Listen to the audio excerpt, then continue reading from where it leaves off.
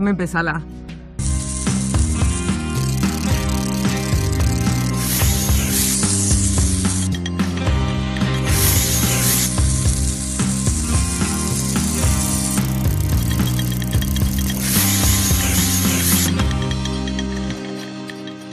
Idazkun liburuen inguruan eta portzuet artearen inguruan, arte plastikoarekin lotuta bai, argazkilaria bebazara, argazkilaritzan eta idazketa kontuetan eta murgilduta zelako izan da, zure ibilbidea, orain arte ibilbide profesionala portzuet letren eta artearen inguruan?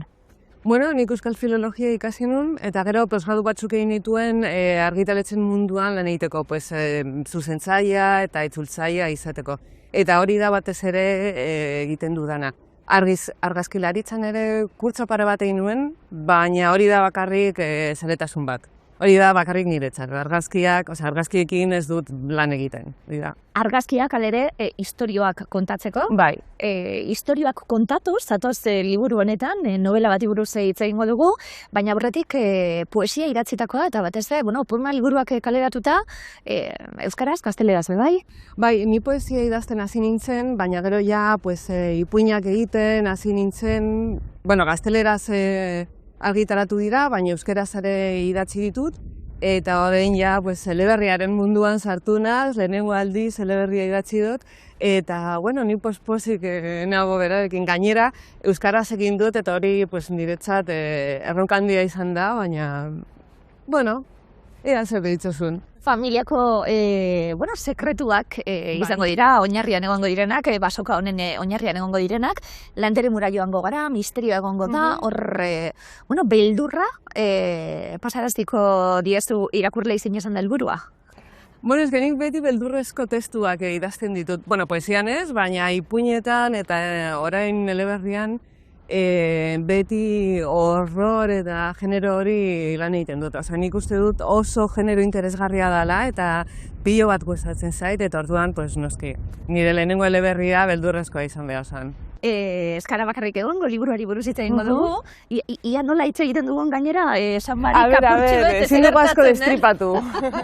Norretorriko da, gurekin nor batuko da elkarrizketan, eta zergaitik aukeratu duzu, etorriko ban gonbidatua. Gaur Uxue Juarez Gaztelu etorriko da, eta bera idazlea eta irakaslea eta oso lagun mina da. Eta nik uste dut oso gauza interesgarri asko dauzka esateko. Osea, konpainia honean egongo gara.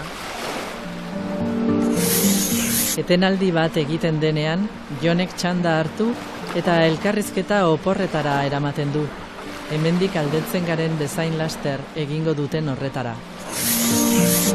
Idazkun esan dugu poesiatik ipuinetara eta ipuinetatik eleberrira salto egin duzula, idazteko oso ere ezberdinak, bat, bestie eta hirugarren generoa. Bai, baina nik uste dut oso bilakaera logikoa dela. Hasieran, poesiarekin hasi nintzen nire sentimenduei buruz hitz egiten, eta apur bat poesia egozentrikoa da, beti genero egozentrikoa dela, esaten da, eta, gero poliki-poliki hasten zara esaten, beste gauzei buruz hitz egingo dut, eta igual, gai batzuei buruz hitz egiteko, hobea da, istorio bat kontatzea.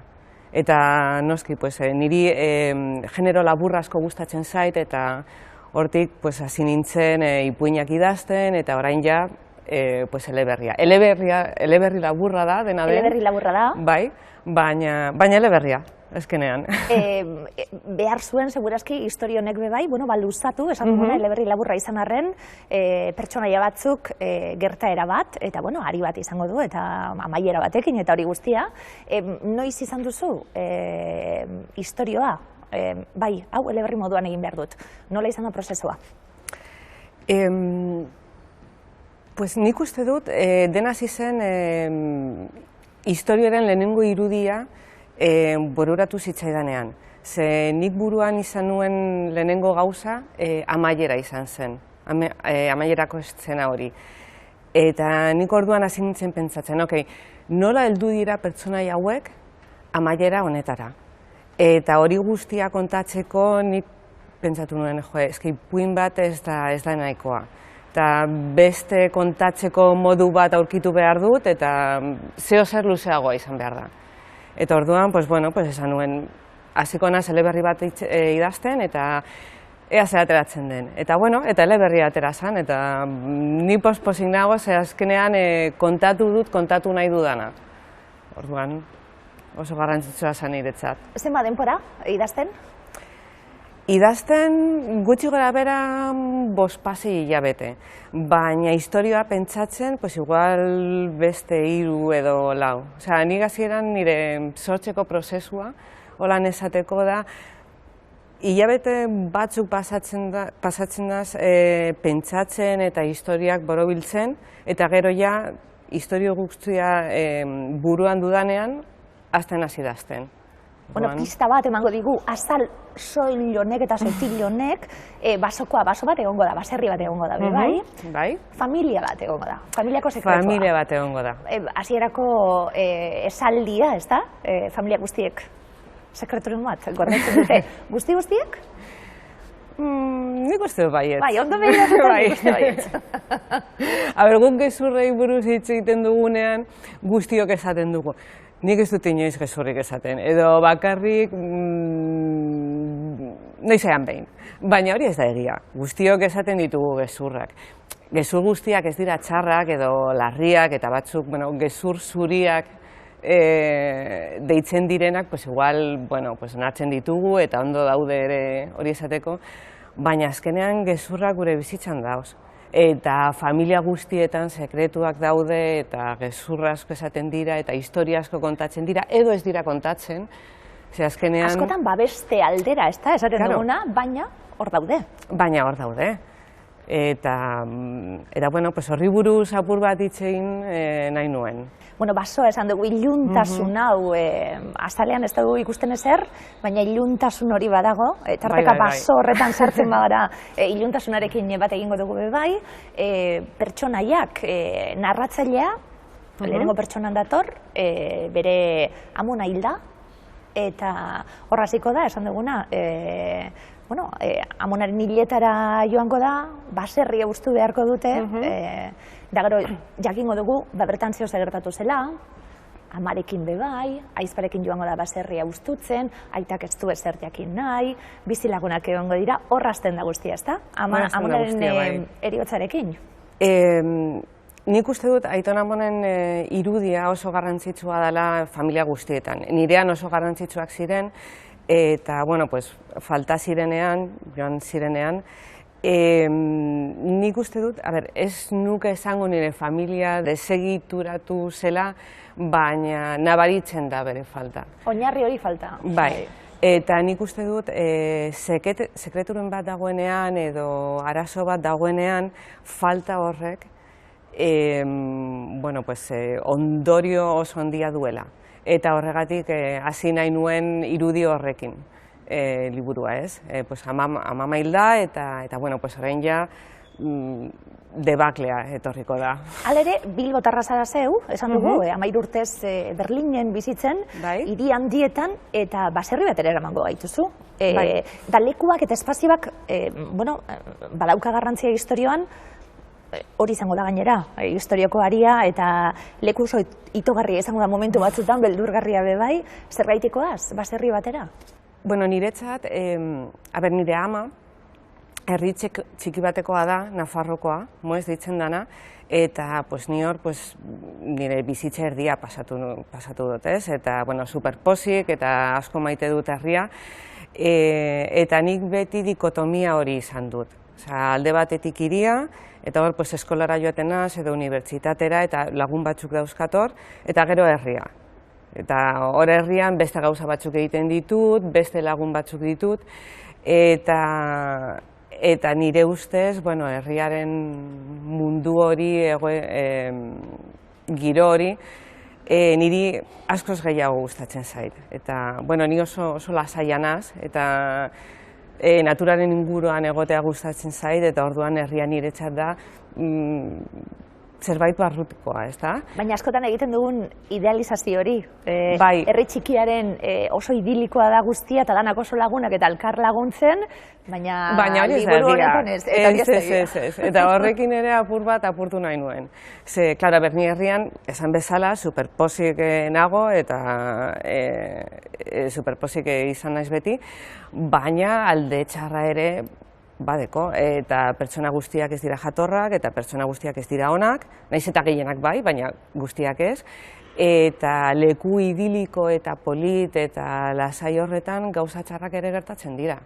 Eta, bueno, pues, alako zerbait egin nahi nuen, nik be bai. Eta batez ere, segurazki, familia baten onlako sekretua, onlako gertakariak dauzenin, herri txiki baten bezailagoa da ies egitea horretatik. Claro. Beti izango zarelako, amonaren hileta aipatu dugu, baina protagonisten amak ere, bai, gertakari bat gertatuko da, amarekin be bai, eta bada zama bat familia guztiarentzat ezin duena gainetik kendu.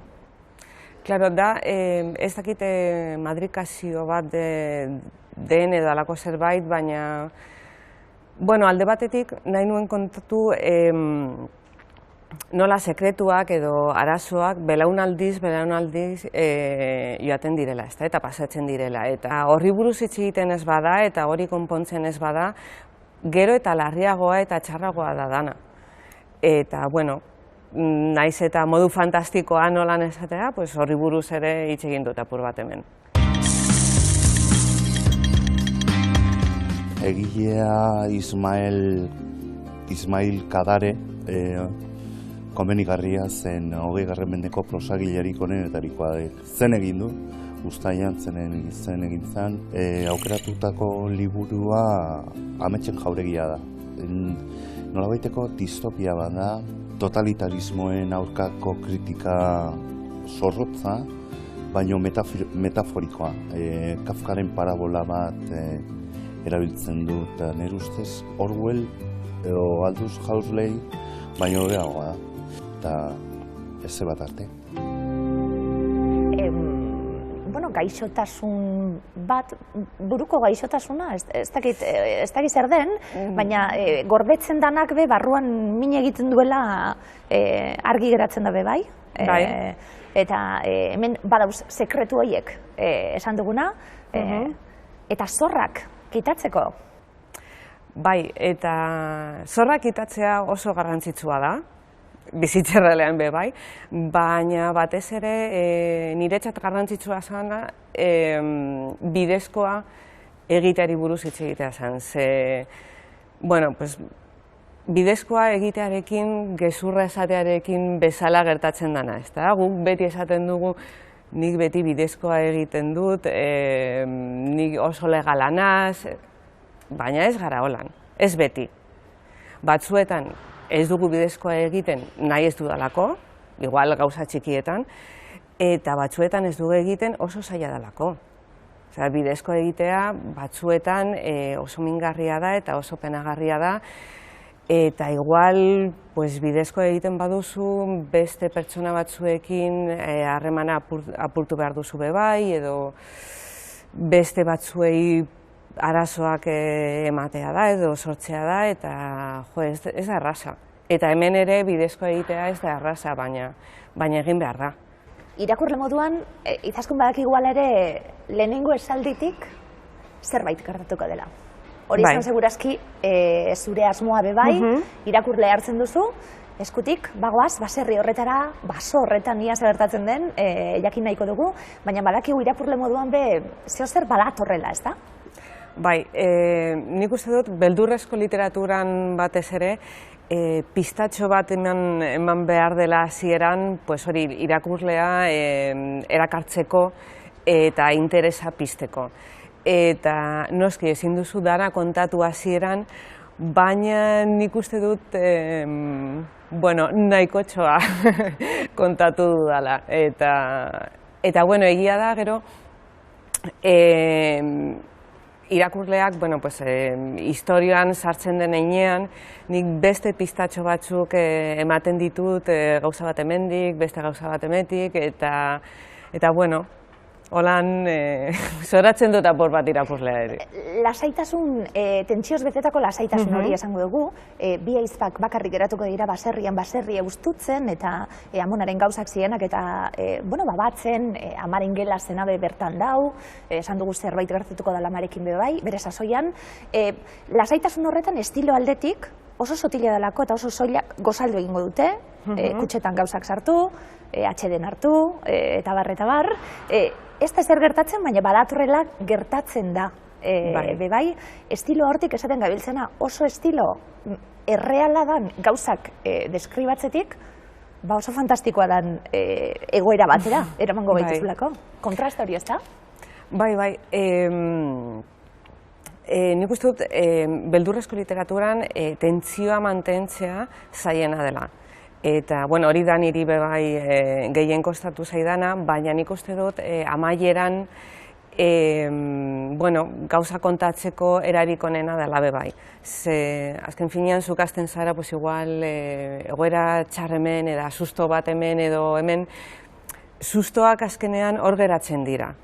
Baina hemen adibidez, tentsioarekin, tentsioa hasten doa eta hasten doa eta hasten doa, eta pasillo ilun batean sartzea bezala, zu hor zaoz eta pentsatzen duzu, zeo zer gertatuko da, eta zeo zer gertatuko da. Eta ez da zer gertatzen, baina sentsazio hori duzu buruan, eta, klaro, barruan duzun sentimendua super txarra da eta super iluna, eta hori izanik lortu nahi nuena. Hala ere, esan duguna, eleberria laburra da, tentsio hori askatuko zaigu bai. Eserialdi baten ez dugu esango, baina pare bat eserialditan hasita amaitzeko liburua badalako bai. Helburua izan da bai? Bai, hori izan helburua. Irakurle bezala niri ez gustatzen liburu edo historio mastikatuak irakurtzea, zen niri gustatzen zait apur bat interpretazioa edo zer gertatzen den nire kabuz aurkitzea, ez? Eta orduan idaztean nik gauza bere egiten dut.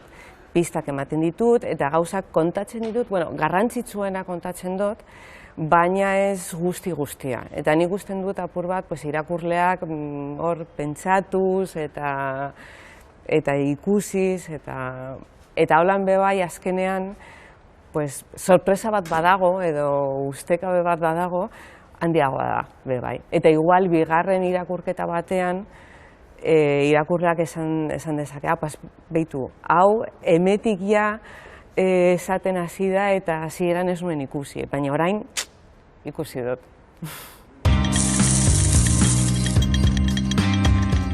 Kauta arxiren komunuz existo, gomendatuko nuke bihotza atzimurka dieza joten nahi duen edon hori.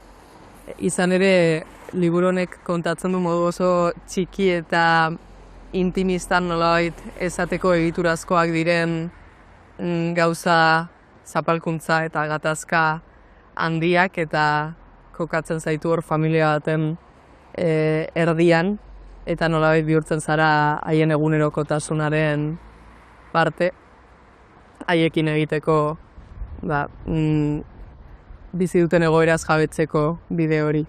Berez, Federico Falco, idazle argentinarraren Los Llanos adieraziko nuke. Kasu honetan, Erralde sariketaren finalista izan zen 38. edizioan, eta nik, irabazleak baino edo sariak erdiesten dituztenak baino, hor finalistak gelditzen direnak, ez dakit, direnek kuriositatea eragiten didate, kasu honetan, liburu honek badu funts nagusi bat. Berez bada, bi mutilen arteko erlazio bat, eta erlazio horren sakonean bada erlazio horretako gizonak Buenos Aires uzten du gibelean eta doa Argentinako zelai horretara. Eta liburu hau mintzo zaigu bakardadeari buruz, erlazio haustura bati buruz, baina ingurunean landa eremua izanik. Eta liburunen idazkera eta zer azaltzen digun eta nola osatzen den protagonista landa eremuan erlazio horren inguruan, biziki interesgarria iruditu zitzaidan eta biziki gomendagarria. Enaiz oso poesia zalea, baina bizitza amets asko gustatzen zitzaidan, Calderón de la Barcarena, Xabi Paiak itzulia. Ze, bueno, normalean poesia itzultzen denean polemika izaten da, ez posible ote den edo ez poesia itzultzea. Edukia errespetatu behar den, forma ezinbestekoa den, eta kasu honetan nik uste sekulako maixulana egin zuela Xabik, edukiei oso ematen duelako gaztelaniazko errima eta metrika errespetatuz, da emaitza zoragarria da. Eta nik uste olako lan bat euskaraz izatea oso aberasgarria dela. Zer da bizitza, ospela? Zer da bizitza, desira? Isla, eromen distira, altxor oro da traketx, oro da bizitza amets, eta ametsak amets dira. Eskertzen Natalean Uxue aipatzen duzu? Bai, Uxue eta Xerlarretxea bion lagun mina dabe bai, beti nire lehenengo irakurleak dira. Nire irakurle betak dira. Orduan egiten dudan guztia, lehenengo imeia da, biontzat, eta ea zer deritxo zuen. Eta eskerrik asko aholkuen gatik. Karo, bai. Ze hori bai, Uxue idazlea zeube poeta irakaslea, hitz egingo dugu, horri buruz bai, ze garrantzitsua, dinot, irakastie datozenei bai, onelako historioetan sartzi eta bar, baina aholkoa eskatuta, idazle batek, baina ja lagun batek, nola egiten da? Lagunaren paperean jarraitzen dut, baina idazlearen paperean jartzen naiz, eta zuzentzailearen paperean, ze azkenean bigarren hezkuntzan lan egiten dut, eta lengua irakasten dut, eta testuak etengabe zuzentzen ditut. Orduan, zuzentzearen txip hori jarrita daukat, badaukat gainean daramat. Orduan, ez zaitzaia egiten, ze normalean itaskunek bialtzen dizkian testuak bukatuak daude, berak zuzenduta, eta kalitatezkoak dira, oso kalitate altua daukate. Orduan, ez da laguna naizelako, baizik eta testua bat, zuk badakizu, igual egongo dela, igual hitzen bat errepikatzen dena, edo igual komaren bat edo puntazioaletik zerbait aholkatu aldiozu, baina ez pentsa. Batzutak kasu egiten dit, baina beste batzutan ez. Eta orduan, jartzen naiz txip horrekin, zerbait bilatzera. Oianan egongo bazina bezala, eta landare berezin den bat topatu behar duzu edo. Eta normalean testua horrazia dago, horraztuta dago.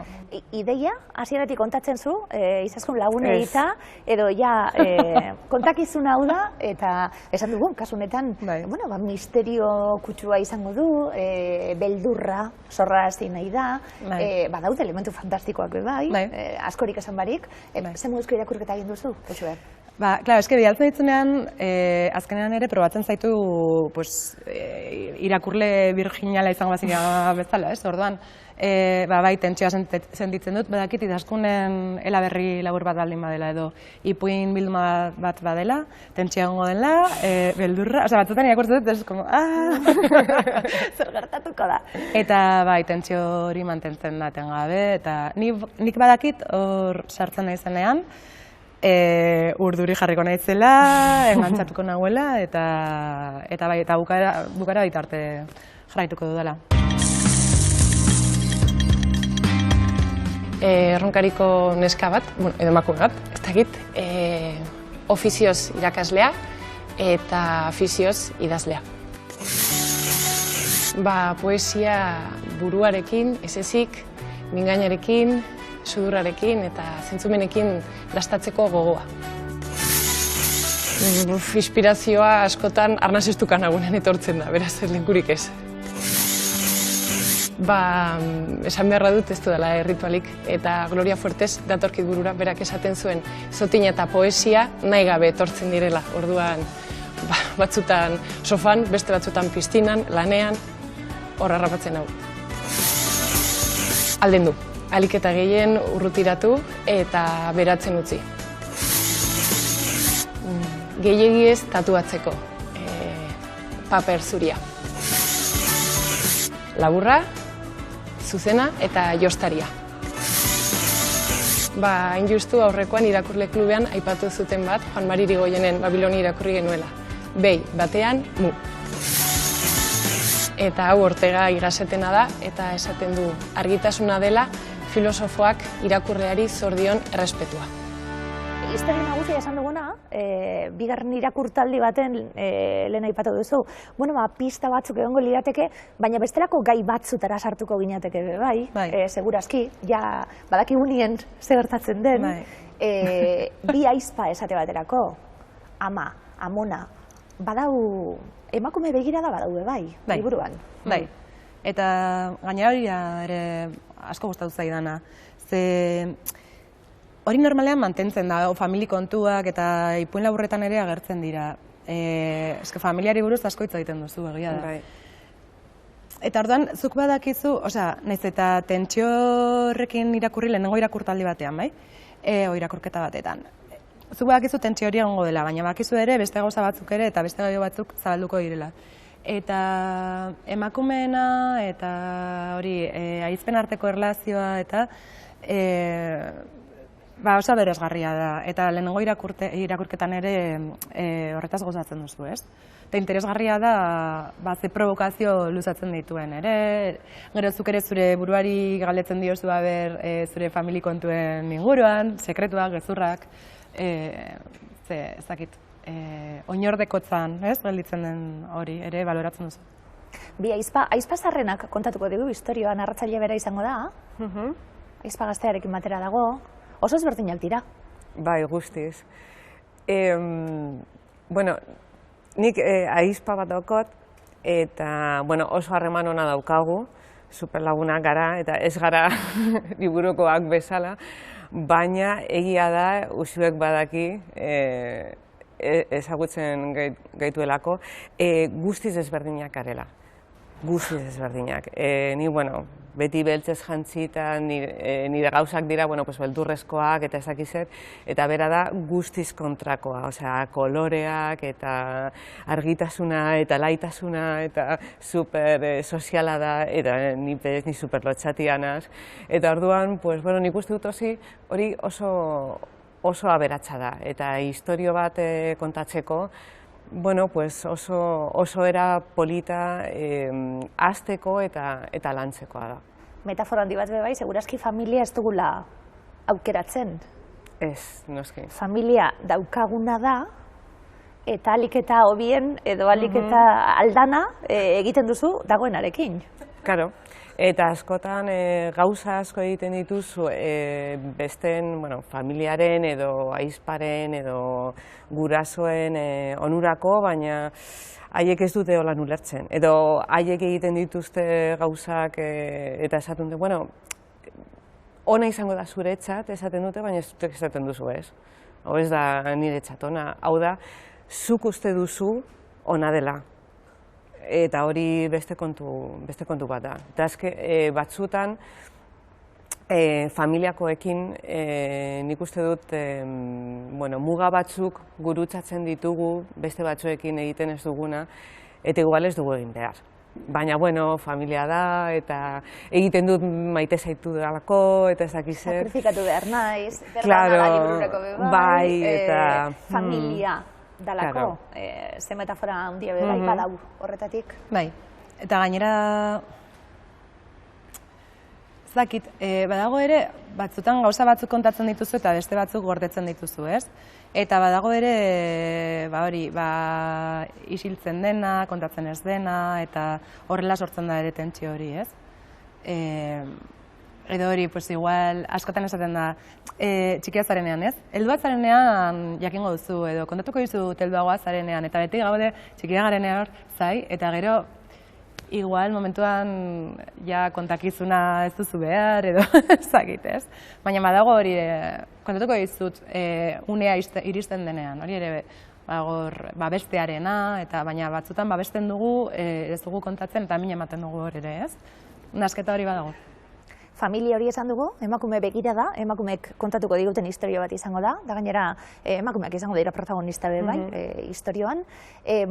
Baserria, espazio moduan, baso hori, baso zinguratuta dagoen baserri bakarti hori bai, natura, ez da?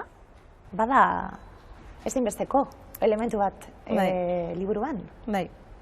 Eta orain ari zinela emakume begiradari buruz hizketan, orain arte zut pentsatu, baina hori askotan azken boladan asko hitz egiten da natura eta emakumearen arteko lotura horretaz, patxamama eta edo amalur edo lako gauzak ez, eta justu hori etorri zait orain burura. Badagoela ere igual, hori ezakit, hori pentsatu duzun edo ez? Nik uste dut natura, bueno, holan esateko arima daukadala, ezta?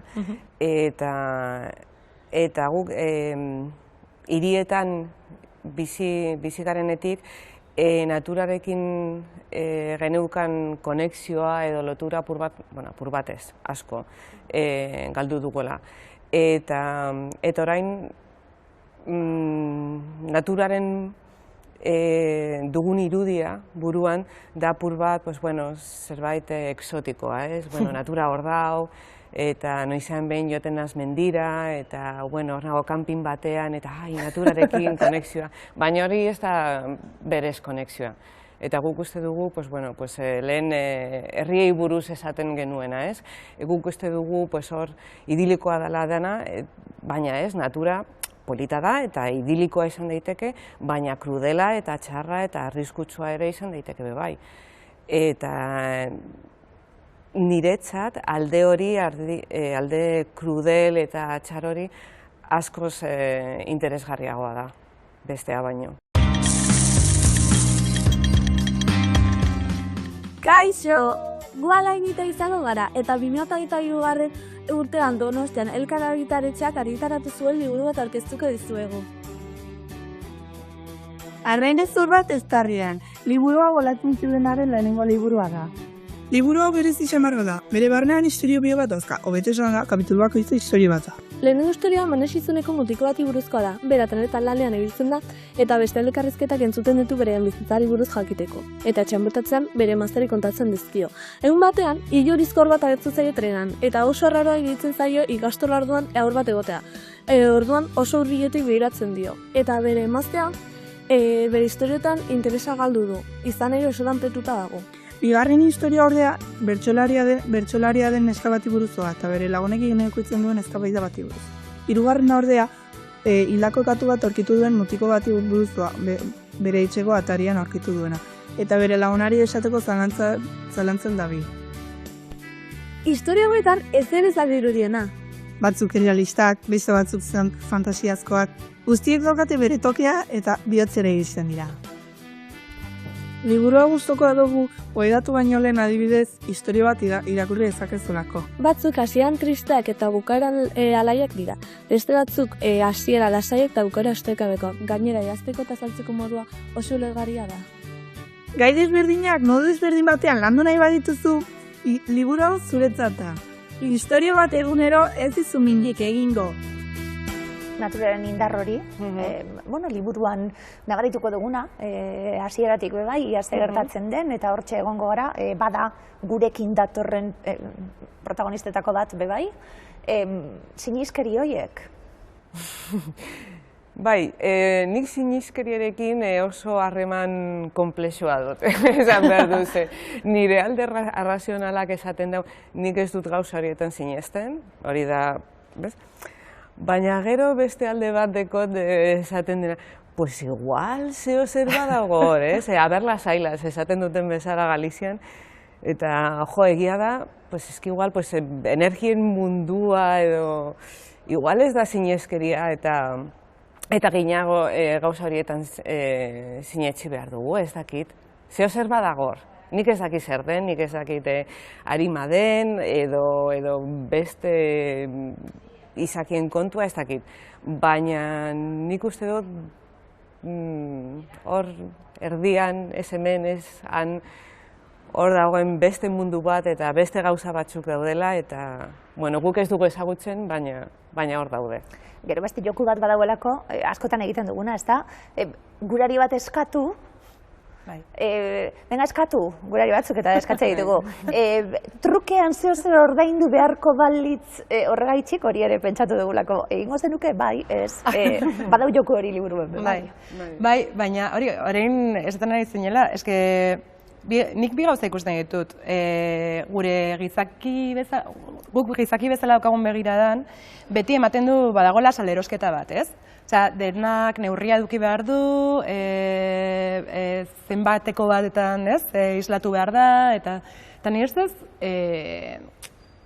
natura dela bere bolan. Eta beti hori, krudela esan duzu, ez? Baina krudela gure ikuspuntutik, baina beste rollo bat da, ez?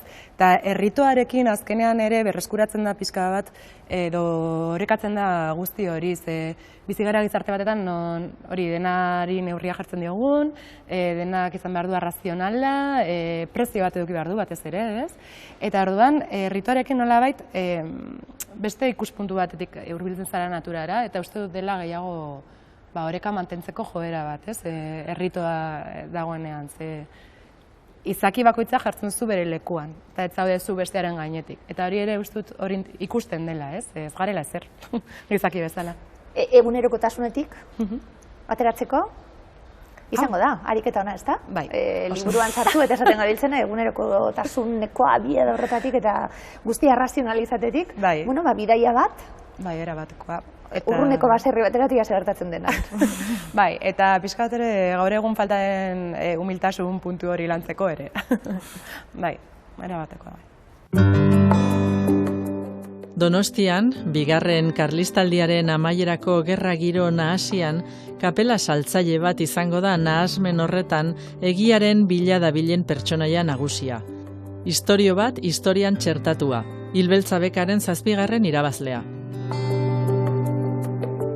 21. mendeko mundaka agertoki bezala duen istorio koral honetan espekulazioa, gastronomia edo turismoa izango dira arietako batzuk.